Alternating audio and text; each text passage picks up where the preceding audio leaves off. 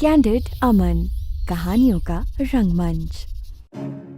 पिछले भाग में आपने सुना एसआर ने संयम को बेबी कैरियर में बैठाया और वेदिका के साथ चुपचाप कार में बैठ गया। सन्नाटे को तोड़ते हुए वेदिका ने जब पूछा कि वो कहां जा रहे हैं, एसआर ने जवाब दिया, घर। वेदिका की कड़वी मुस्कान और उसकी तंज भरी बातों ने एसआर को सोचने पर मजबूर कर दिया। विला के सामने पहुंचते ही वेदिका ने बिना एसआर की तरफ देखे संयम को गोद में उठाया और अंदर चली गई। मासी जी, जो हमेशा एसआर का इंतजार करती थी, इस बार वेदिका को देखकर भावुक हो गई। उनकी आंखों में इंतजार का सैलाब था, जिसे वेदिका ने महसूस किया था। वेदिका आंखों में इंतजार का सैलाब देखकर काफी हैरान थी।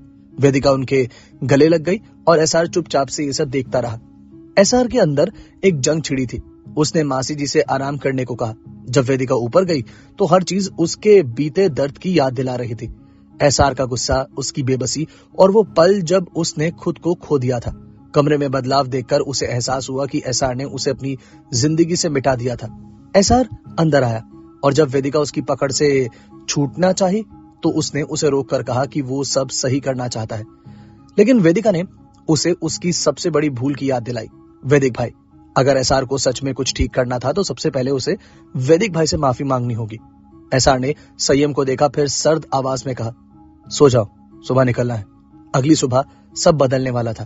अब आगे सूरज की हल्की किरणें खिड़की के शीशे से छनकर कमरे में आ रही थी। बाहर सुबह की ताजगी थी, लेकिन कमरे के अंदर का माहौल ठहरा हुआ था। एक सन्नाटा जो सिर्फ संयम के रोने की आवाज से टूटा। वेदिका की नींद झटके से खुली। उसकी आंखें उनींदी थी, लेकिन जैसे ही उसने संयम को रोते देखा, उसकी ममता जाग उठी। उसने तुरंत उसे अपनी गोद में लिया, हल्के से झुलाया और उसे चुप करवाने की कोशिश की। बस मेरी जान। संयम का नन्हा सा बदन उसकी गोद में था, सुकून महसूस कर रहा था, लेकिन अब भी वो सुबक रहा था, शायद भूखा था। वो अभी भी उसे संभाल रही थी कि कमरे का दरवाजा बिना किसी आहट के खुला। एसआर अंदर आया, लेकिन इस बार उसकी मौजूदगी में कुछ बदला बदला सा था। वो अकेला नहीं था। उसके पीछे एक सर्वेंट खड़ी थी, जो हाथ में फीडिंग बोतल लिए खामोशी से इंतजार कर रही थी। एसआर ने बिना किसी इमोशन के हल्का सा इशारा किया और सर्वेंट ने वो बोतल वेदिका की ओर बढ़ा दी। वेदिका ने एक पल के लिए कुछ भी नहीं कहा। वो सिर्फ एसआर को देख रही थी, हैरान, उलझी हुई और शायद थोड़ी अविश्वास से भरी हुई। ये कौन सा रूप है एसआर का? ये कैसे हो सकता है? बिना कहे इतनी परवाह? एसआर, जिसने कभी उसके दर्द को महसूस करने की कोशिश ही नहीं की, जो हमेशा उसे कंट्रोल करने के बारे में सोचता था, आज पहली बार उसकी और संयम की छोटी छोटी जरूरतों के बारे में सोच रहा था। सर्वेंट बोतल थमाकर चली गई, लेकिन वेदिका अब भी एसआर को देख रही थी, जैसे वो जानना चाहती हो कि ये बदलाव अचानक क्यों। एसआर ने उसकी ओर देखा तक नहीं, बस बिल्कुल सर्द आवाज में बगल से गुजरा और वॉशरूम की तरफ बढ़ गया। जाते जाते बिना उसकी ओर देखे ही बोलने लगा, संयम को फीड करवाने के बाद जल्दी तैयार हो जाओ, हमें निकलना है। वेदिका का दिमाग अब भी एसआर की बातों में उलझा हुआ था। एसआर कहां लेकर जाना चाह रहे हैं मुझे? क्या मैं सच में इन्हें बदलते देख रही हूं, या ये भी इनकी कोई नई चाल है? लेकिन फिलहाल संयम उसकी प्रायोरिटी था। उसने गहरी सांस ली और अपने विचारों को किनारे रखते हुए संयम को गोद में लेकर उसे फीड कराना शुरू किया। संयम का मासूम सा चेहरा धीरे धीरे शांत हो गया। वो अब पहले से ज्यादा रिलैक्स महसूस कर रहा था। कुछ ही मिनटों में वो पूरी तरह से शांत हो गया। उसकी आंखें हल्के हल्के खुली और फिर झपक गई। वेदिका ने हल्के हाथों से उसका बदन सहलाया और फिर संयम के छोटे छोटे कपड़े बदलने लगी। अब तक एसआर भी फ्रेश होकर रूम में वापस आ चुका था। वो एकदम शांत था, लेकिन उसकी नजरें अब भी वेदिका की हर हरकत को पढ़ रही थी।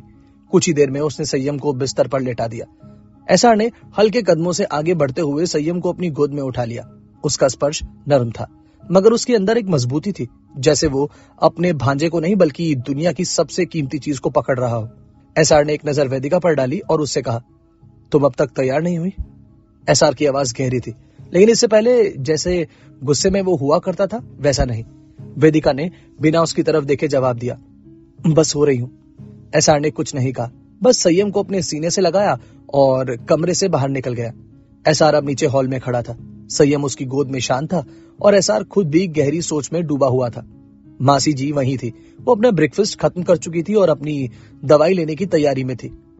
एसआर ने ठंडी आवाज में कहा, अपनी दवाइयां टाइम से लेनी है आपको, समझ रही है ना मासी जी? मासी जी ने हल्का सा मुस्कुराते हुए जवाब दिया, अब तुझे मेरी इतनी फिक्र कब से होने लगी? एसआर की आंखें पल भर को झुकी, लेकिन उसने जवाब नहीं दिया।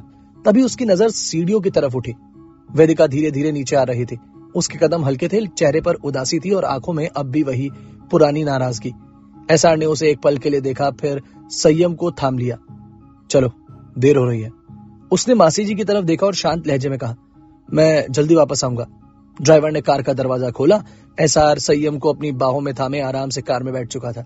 उसकी बगल में वेदिका बैठ चुकी थी, जिसके बाद एसआर ने ड्राइवर को कार आगे बढ़ाने को कहा। अब कार अपनी मंजिल की तरफ बढ़ने लगी। एसआर पूरे रास्ते खामोश था। एसआर कभी कभी संयम को देखता, कभी खिड़की से बाहर। वेदिका भी चुप थी, लेकिन उसकी उंगलियां धीरे धीरे संयम के छोटे हाथों से खेल रही थी। लेकिन फिर एक मोड़ आया, और जैसे ही एसआर की कार ने एक पहचाना हुआ मोड़ लिया, वेदिका का दिल तेजी से धड़क उठा। ये रास्ता? उसकी आंखों में सवाल थे।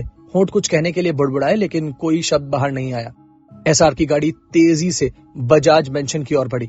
अंदर माहौल एकदम तनाव से भरा था। वेदिका की सांसें तेज थी। उसकी उंगलियां बार बार मुट्ठी में बंधी हुई खुलती जा रही थी। उसके मन में हजारों सवाल घूम रहे थे, लेकिन सबसे बड़ा डर था, एसआर आगे क्या करने वाला है। वो जानती थी कि एसआर कोई भी कदम उठा सकता है। उसने पहले भी अभिमन्यु को गोली मारी थी। उसके डैड और भाई पर गन तानी थी। अब उसके चेहरे पर जो सर्द एक्सप्रेशन था, उससे वेदिका को और भी ज्यादा घबराहट हो रही थी। वेदिका ने एसआर से कहा, एसआर प्लीज मेरे भाई और डैड के साथ कुछ गलत मत कीजिएगा। वेदिका की आवाज कांप रही थी।